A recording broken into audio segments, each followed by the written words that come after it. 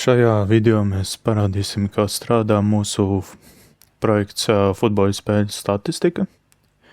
Un kā šeit var redzēt, šeit ir Premier League 2023 un 2024 sezonas dati.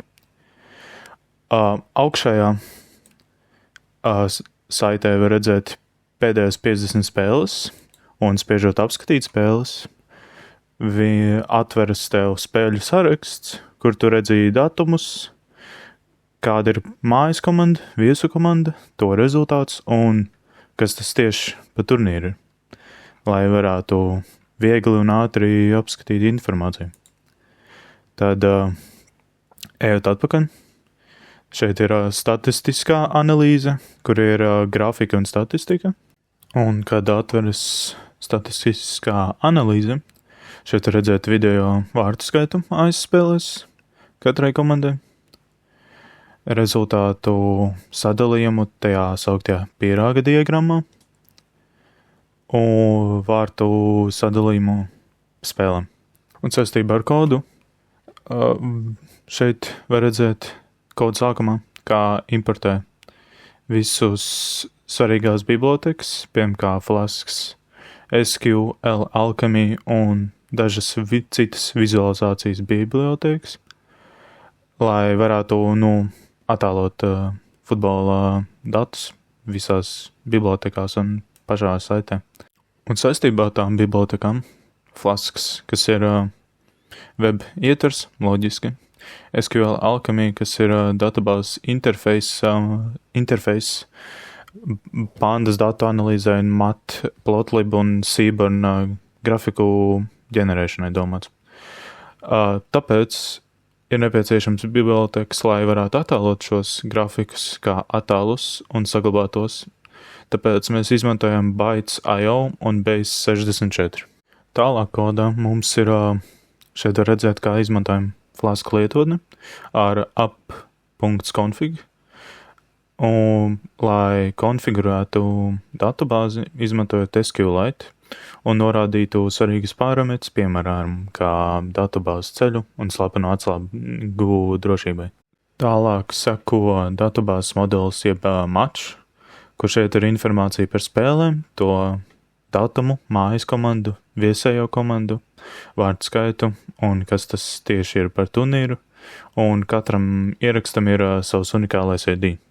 Un saistībā ar koda daļas sākotnējiem datiem, šeit redzēt, ka, ja databāzē vēl nav spēles ierakstam, mēs izmantojam funkciju load initial data, lai ievadītu sākotnējus datus par vairākām spēlēm, un tas ļauj ātri testēt programmu ar tās datiem. Un nākamais, ko mēs te redzam, ir maršrutējums, kur mēs viņus definējam 3 maršrutos, kur pirmais maršruts parāda sākumlapu, otrais maršruts attēlo pēdējās 50 spēles, kurās tiek izgūtas no datubāzes. Ja rodas kļūda, tiek parādīts kļūdas ziņojums. Un trešais maršruts ģenerē 3 dažādas grafikas, izmantojot spēļu datus, kā jau pirmīt tika rādīts mājaslapā. Tagad mēs ienākam statistiskas un grafiku kodaļa, kurā bija, kā jau minēju, 3 maršruti. Pirmais maršruts, pirmais grafiks attēlo video vārtu skaitu katrā mājas spēlē izmantojot Matplotlib, kā var redzēt šajā kodaļā. Otrais grafiks parāda rezultātu sadalījumu, uzvaras zaudējumus vai nešķirts, kā jau pirms tam minēju, sauktajā pīrāga diagrammā. Un trešais grafiks parāda vārtu sadalījumu spēlēs, izmantojot Seaborn histogrammu.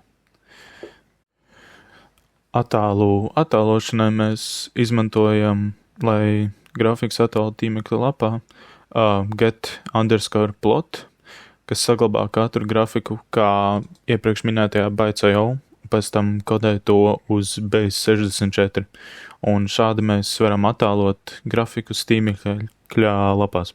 Šajā koda fragmentā mēs redzam datubāzes sākotnējo izveidu un datu ielādi, kurā kādreiz, kad lietotne startē, mēs pārbaudām, vai datubāzē ir jau saglabāti dati. Ja nē, tie tiek izsaukta funkcijā load_initial_data, kas jau tika minēts, lai pievienot sākotnējs datus, lai mēs varētu darbināt programmu ar piemērotiem datiem, kuri ir akurāti.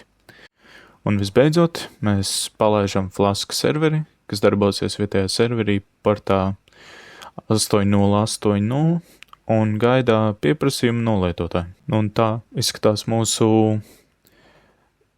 tīmekļā lietotne par futbola spēļu datiem, par 20, 23, 20, 24 Premier League datiem, kuri tiek, kā jau minēta, SQLite databāzē saglabāti un ģenerēti vizualizācijā, lai varētu analizēt tos jebkurā laikā.